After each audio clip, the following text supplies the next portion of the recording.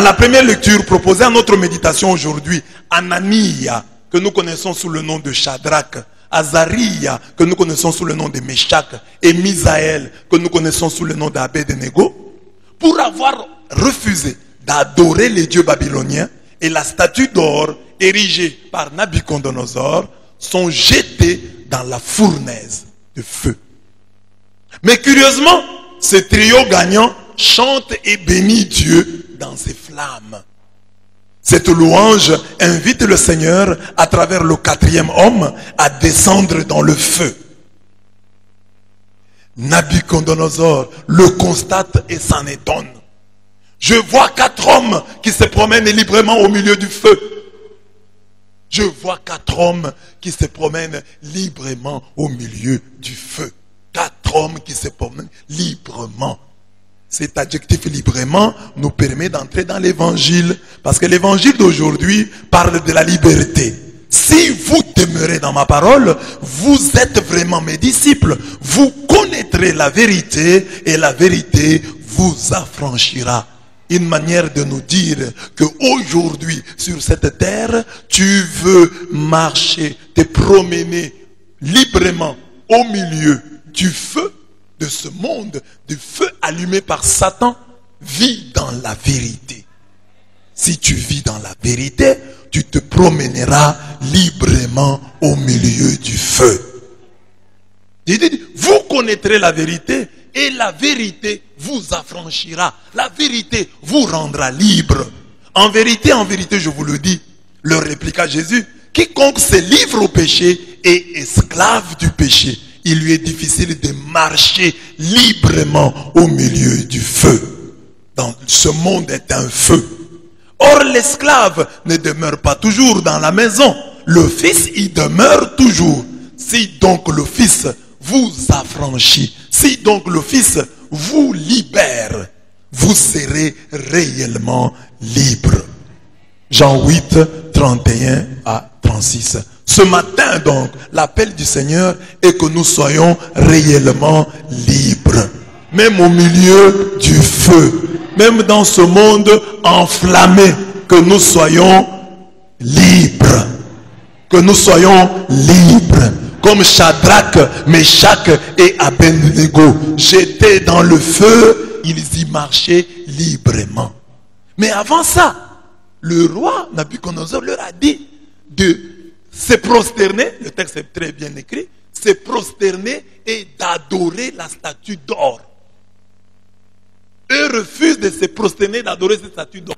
Ils sont donc déjà libres. Avant qu'on les jette dans le feu, ils se montrent libres. Parce qu'ils sont capables de dire non à un roi. Un roi qu'il ne leur a fait jusque-là que Dieu. Bon, enfin, Dieu, il les a déportés, bien sûr. Mais quand ils sont arrivés là-bas, eux, ils étaient dans de bonnes conditions. Ils mangeaient à la table du roi.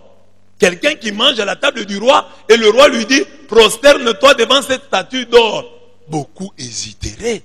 Parce que beaucoup auraient peur de perdre leurs intérêts. Mais Shadrach, Meshach et Abed-Nego, déjà libérés, ils avaient des cœurs libérés, ils ont refusé d'accepter cette exigence, cette imposition du roi de Babylone. Amen. De ces deux textes mis ensemble, nous avons dégagé le thème suivant pour notre message du jour. La fournaise n'est pas ma chaise.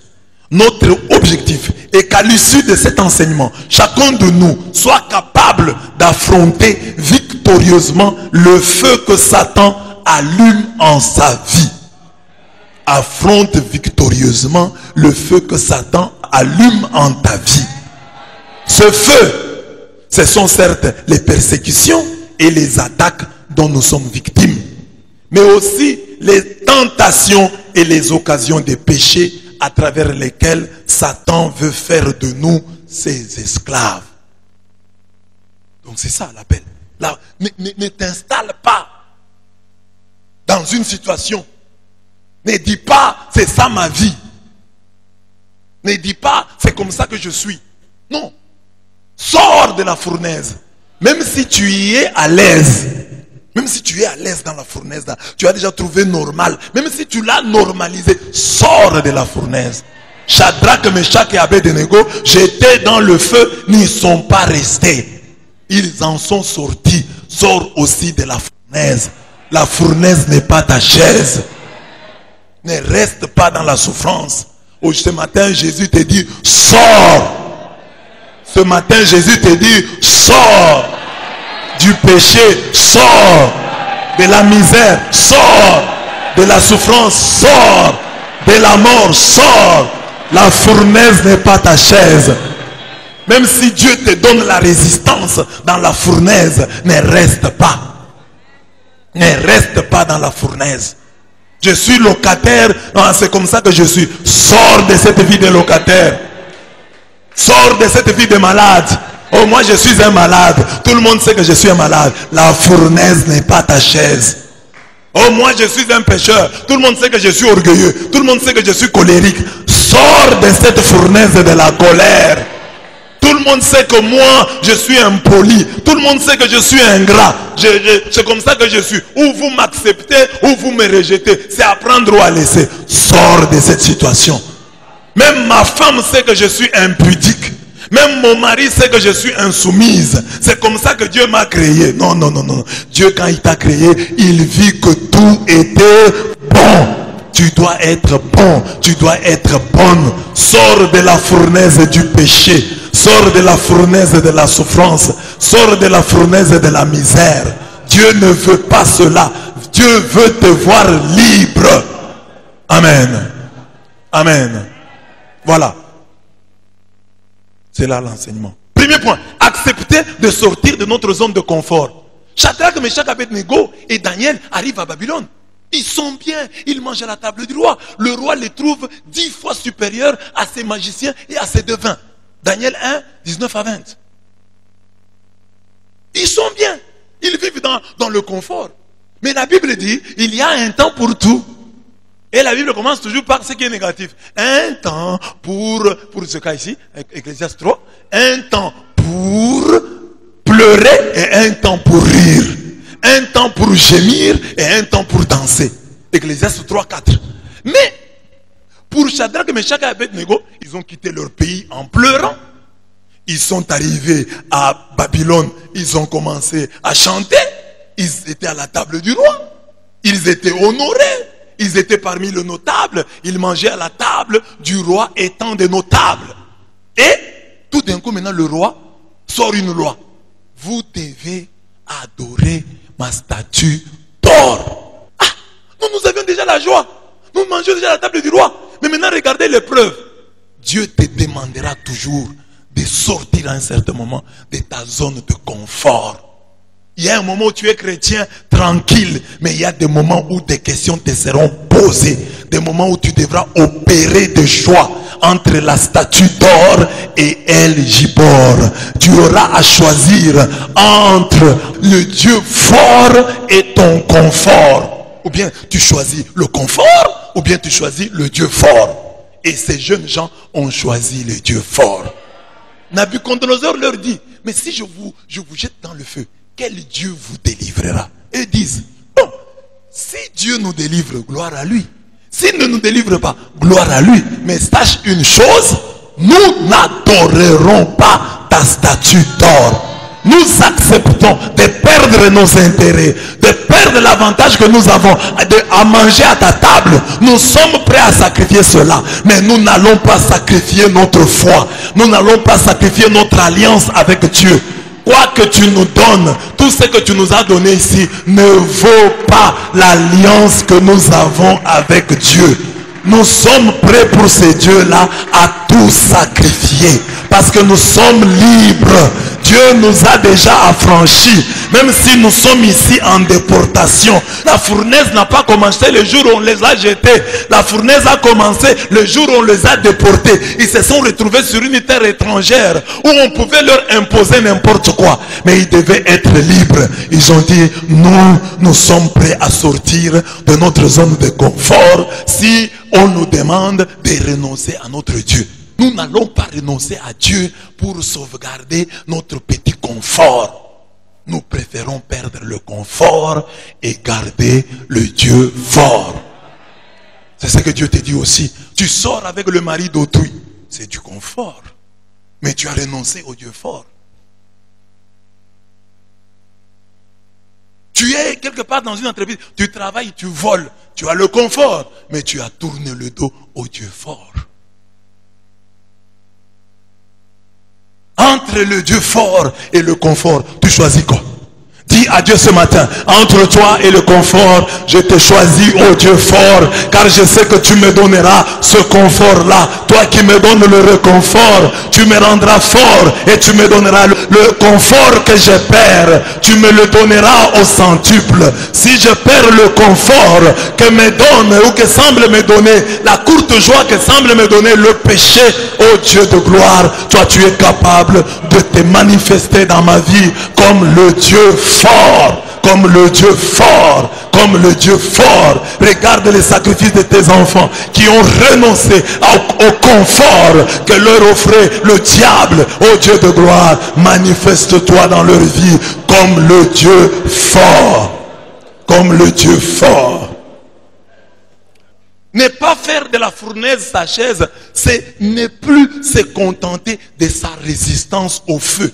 Comme chrétiens, nous avons souvent tendance à nous réjouir de la paix du cœur. C'est une grâce, je n'en disconviens pas. Oh, j'ai la paix du cœur. Je n'ai pas le mariage, mais j'ai la paix du cœur. Je n'ai pas de travail, mais j'ai la paix du cœur. Je suis locataire, j'ai la paix du cœur. Je suis misérable, mais j'ai la paix du cœur. Il y en a qui sont là, ils sont même présidents de la République, ils sont même premiers ministres, mais ils ne dorment pas. Moi, je dors. Qui t'a trompé comme ça? Qui t'a trompé qu'il ne dorme pas et que toi tu dors? Ça, c'est parfois le diable qui veut t'installer dans la fournaise, qui veut que tu t'y installes. La paix du cœur est une grâce, mais c'est une grâce à laquelle Dieu doit ajouter autre chose. C'est Ismaël et Dieu doit te donner Isaac.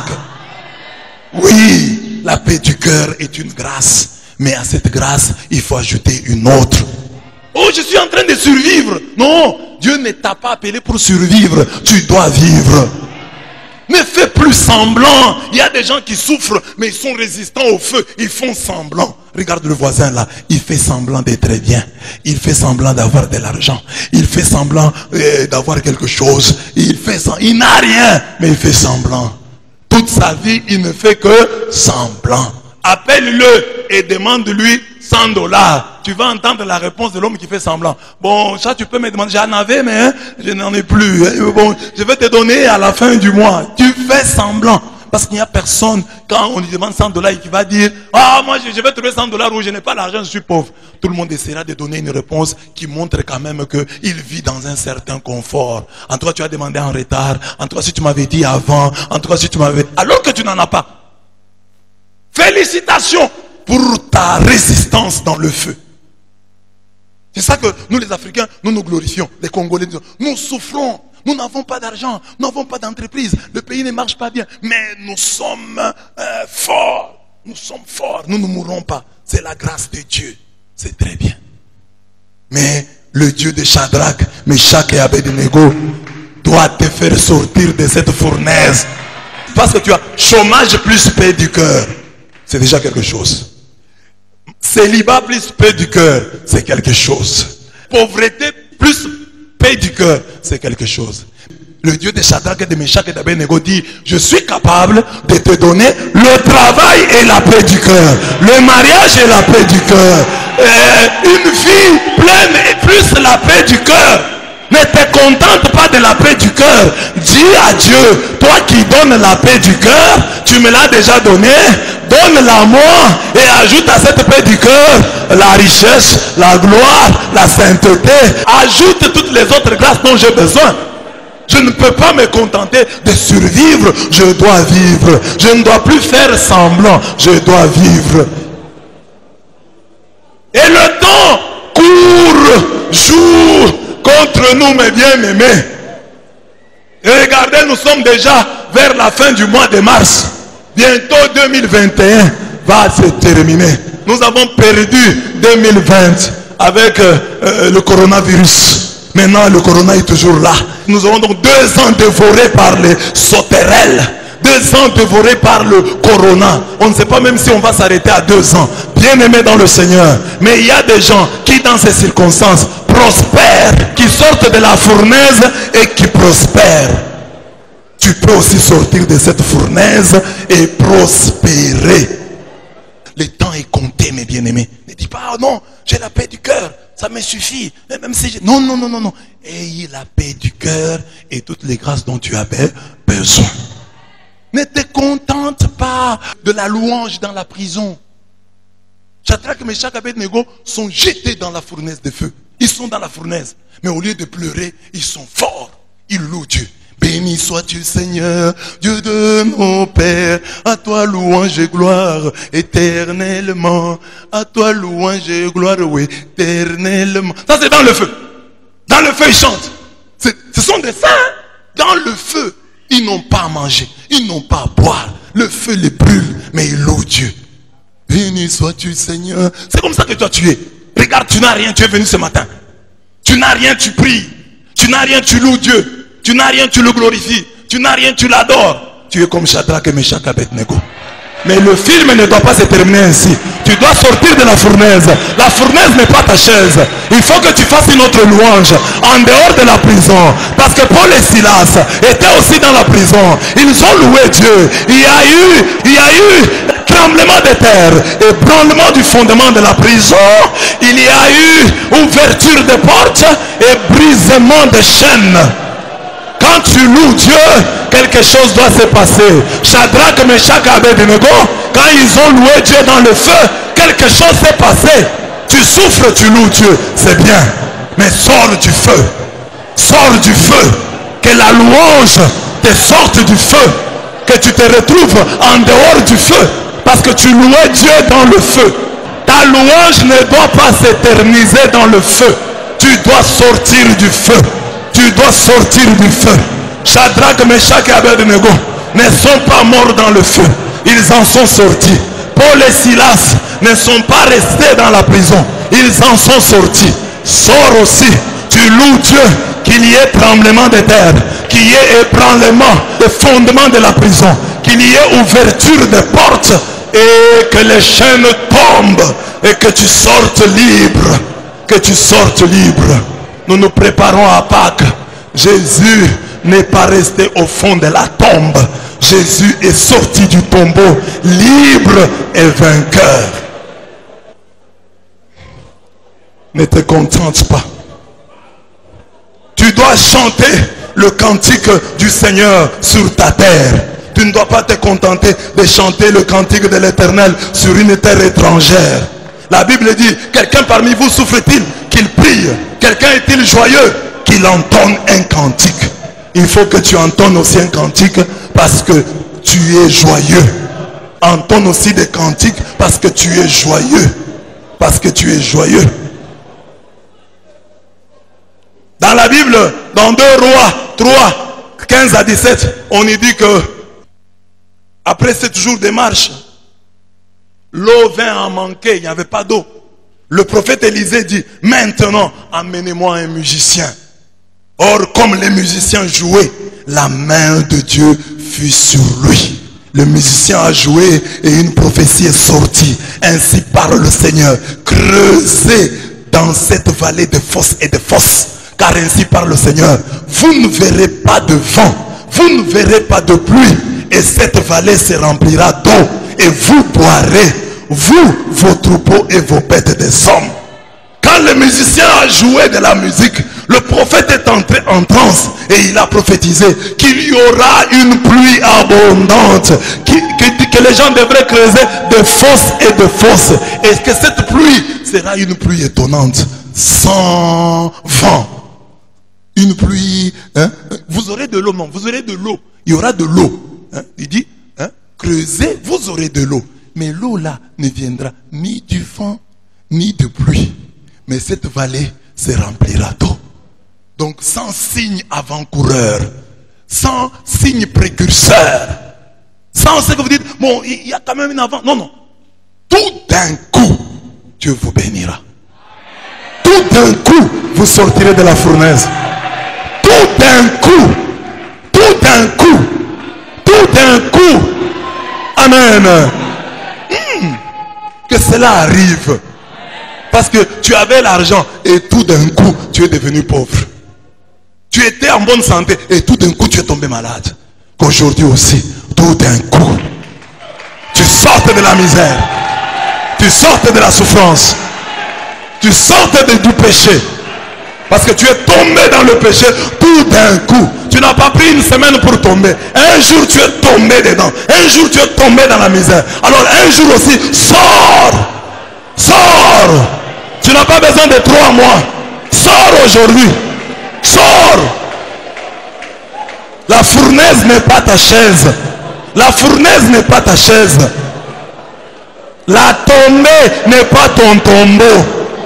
La tombée n'est pas ton tombeau. La fournaise n'est pas ta chaise. Laisse la présence du 4e homme se constater dans ta vie. Vous voyez, souvent c'est nous qui disons, oh Dieu est ma vie et dans ma vie. Je sais que tu es là. Et les gens entendent que toi, c'est toi qui dis, Dieu est dans ma vie. Je suis avec Dieu. Je suis avec Dieu. Je marche avec Dieu. Tel ne fut pas le cas pour Shadrach, Meshach et Abednego. Quand ils étaient dans la fournaise de feu et n'ont pas chanté, je sais que tu es là, rien. C'est Nabucodonosor qui vient et regarde le 4e homme dans la fournaise de feu. Tu chantes trop, je suis avec Dieu, Dieu est avec moi. Ne chante pas, que les gens constatent que le 4e homme est avec toi dans la fournaise de feu. Que tu n'es pas seul, que les sorciers qui viennent voient le 4e homme, que les magiciens, les occultistes qui viennent, que ceux qui veulent te combattre au travail, dans ton mariage, qu'en venant, ils voient eux-mêmes le 4e homme. N'aille pas à le raconter, n'aille pas à le dire, que eux-mêmes voient le 4e homme. Ne dis plus, le 4e homme est avec moi. Le 4e homme est descendu dans le feu. Mais que tes ennemis voient sa présence dans le feu. Le 4e homme est là. Il est là. Il est là. Tu n'as pas à le clamer. Les gens doivent le sentir. Les gens doivent le voir. Les gens doivent le voir. Comment il se manifeste. Le 4e homme dans ta vie n'est pas à chanter. Mais il faut le laisser voir. Il faut le laisser se manifester. Les gens doivent le voir. Les gens doivent le voir. N'avons-nous pas jeté ces 3 hommes tout liés dans le feu? Assurément au roi. Mais je vois 4 hommes en liberté qui se promènent dans le feu sans qu'il leur arrive du mal. Et le 4e a l'aspect d'un fils de Dieu. C'est Jésus-Christ, le 4e homme qui descend dans ton feu, dans ta fournaise. Tu n'es pas seul. Jésus vient, il est avec toi. Que le monde le voit, que tes ennemis le voient, que tes ennemis le voient, que tes ennemis le constatent. Le 4e homme est là.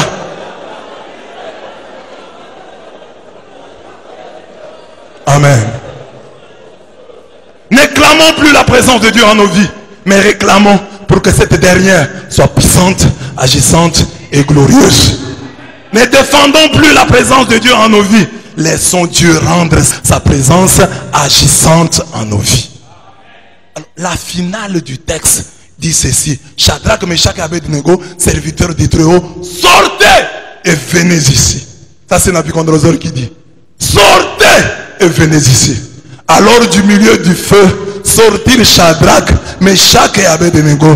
S'assemblèrent satrapes, magistrats, gouverneurs et intimes du roi pour voir ces hommes. Le feu n'avait pas eu de pouvoir sur leur corps. Les cheveux de leur tête n'avaient pas été consumés. Leur manteau n'avait pas été altéré. Nulle odeur de feu ne s'attachait à eux. Daniel 3, 26 à 27. C'est Nabucodonosor qui les avait fait jeter dans la fournaise, qui leur dit maintenant, sortez, venez ici. Ils s'assemblèrent là-bas. Et Nabucodonosor dit quoi? Il n'est pas d'autre Dieu qui puisse se délivrer de la sorte. Et le texte termine. Alors le roi, lisez le texte avec moi. Alors le roi fit prospérer Shadrach, Meshach et Abednego dans la province de Babylonie. Ils sortent du feu et ils prospèrent. Ils sont préservés et ils prospèrent. Ils sont protégés et ils prospèrent. Ils sont en vie, pas pour la survie, mais pour vivre. Ils prospèrent. Donc, après l'épreuve de la fournaise, ils sont encore élevés. Ils sont encore honorés. Les gens constatent que Dieu les a préservés. Comme les gens constatent que Dieu t'a préservé. Tu n'es pas mort malgré les maladies, malgré les combats. Tu es en vie. Les gens voient bien que Dieu t'a préservé.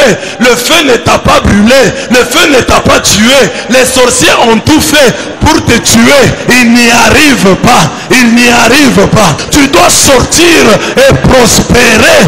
Tu dois sortir et prospérer. Après tous ces combats, tu dois sortir et prospérer. Il faut qu'après ce combat, tu sois couronné. Tu as combattu, mais tu n'es pas couronné. Tu chantes, tu dis, je serai couronné. Je serai couronné. Après ce combat, après la fournaise, j'aurai ma chaise. Une chaise royale. Une chaise de l'élévation. Après la fournaise, il faut la chaise de l'élévation. Ne reste pas seulement là. Oh, Dieu m'a préservé. Oh, Dieu m'a sauvegardé. Oh, Dieu m'a délivré. Non, quand tu es délivré, tu dois prospérer. Tu dois aller de l'avant. Ta vie doit changer. Tu sors de la fournaise, pas pour vivre la foutaise. Tu sors de la fournaise pour vivre à l'aise, pour être balèze dans les bonnes choses. C'est pour ça que Dieu te sort de la fournaise, pour que tu vives à l'aise, pour que tu sois balèze dans toutes les bonnes choses. Amen. Amen. Dieu dit, si tu passes par le feu, tu ne souffriras pas. Et la flamme ne te brûlera pas. Isaïe 43, 2b. Mais 1 Pierre 1, 6, 7 dit, vous en tressaillez de joie, bien qu'il vous faille encore quelque temps être affligé par diverses épreuves, afin que, bien éprouvé, votre foi, plus précieuse que l'or périssable, que l'on vérifie par le feu, devienne un sujet de louange et de gloire. Les chrétiens, il entre dans le feu. Le feu n'est que pour lui un examen des passages, à la faveur duquel son caractère aurifère apparaît. Le feu, c'est pour montrer que tu es de l'or. Tu vaux de l'or. C'est pourquoi on prend l'or, quand il est encore brut, on le met dans le feu pour qu'il brille davantage. Toi aussi, tu passes par ces souffrances. C'est pour briller davantage. Pour que tu aies un témoignage. Et que les gens disent, cet homme, on l'a vu comme ça. Regardez ce que Dieu a fait pour lui. Donc, il y avait de l'or en lui. Et nous ne le voyions pas. C'est pour ça que le film ne doit pas se terminer ainsi. Ton film doit bien se terminer. Et enfin, pour terminer, sortir de la fournaise. Ne pas faire de la fournaise sa chaise. C'est ne plus se contenter de nos titres de gloire. Regardez dans la lecture de l'évangile, les juifs avec qui Jésus discute sont en train de lui dire, nous sommes des fils d'Abraham. Jésus dit, mais vous êtes des fils d'Abraham, vous ne faites pas les œuvres d'Abraham.